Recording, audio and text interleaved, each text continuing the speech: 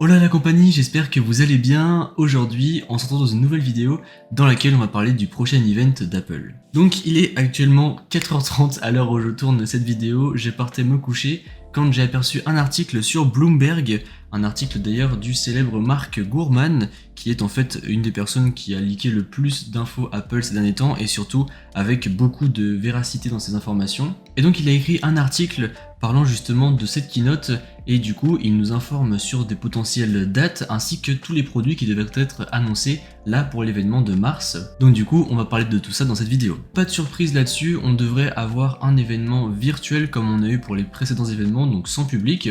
Personnellement ça ne me dérange pas, au contraire je trouve ça plutôt sympa puisque comme ça on peut voir les beaux films d'Apple, leurs belles transitions etc. Franchement moi je trouve ça trop stylé. Et donc en ce qui concerne la date, apparemment on serait sur une conférence aux alentours du 8 mars, donc du coup ce serait beaucoup plus tôt que ce que je vous disais dans ma dernière vidéo sur l'iPhone SE dans laquelle je vous disais plutôt début avril. Là on serait carrément début mars, donc après c'est pas forcément le 8 mars mais normalement ce serait autour de cette date là. Du coup c'est cool puisque ça voudrait dire que d'ici un gros mois et demi à peu près on y serait et donc on aurait les nouveaux produits.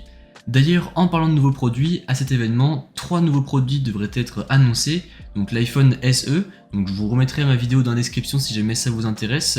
Mais en gros, cet iPhone SE, qu'est-ce qu'il aurait en plus par rapport à l'actuel? Eh bien, ce serait le support de la 5G, un meilleur appareil photo, l'A15 Bionic qui du coup améliorerait les performances, la gestion de la batterie. Et après sinon pour le reste il garderait un design similaire à ce qu'on a déjà. On verrait peut-être également un nouveau coloris comme avec le blanc qui pourrait un peu devenir comme le blanc de l'iPhone 13 mini ou de l'iPhone 13 d'ailleurs, un petit peu lumière stellaire, un peu blanc doré. Ensuite, autre produit, on devrait avoir les nouveaux iPad Air. Donc là pareil, ce serait simplement un rafraîchissement des iPad Air actuels que nous avons et donc comme pour les iPhones, on devrait avoir un meilleur processeur et peut-être un meilleur objectif photo mais là c'est pas sûr. Et l'autre produit qu'on devrait voir arriver, c'est le nouveau Mac Mini. Celui-là est attendu quand même depuis un petit moment maintenant, puisque une grande majorité des Macs ont eu leur rafraîchissement avec le passage à la puce Apple M, et donc du coup on devrait avoir ici un nouveau Mac Mini avec une puce M1, donc je sais pas si ça sera la puce M1, M1 Pro, M1 Max. Logiquement on devrait être sur du M1 ou du M1 Pro je pense, c'est ce qui serait le plus logique puisque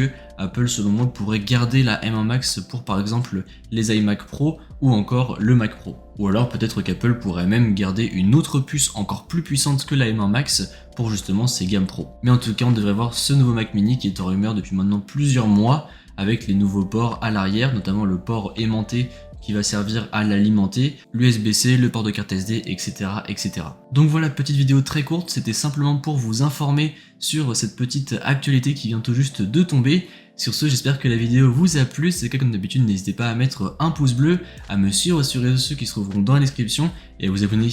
Allez, salut!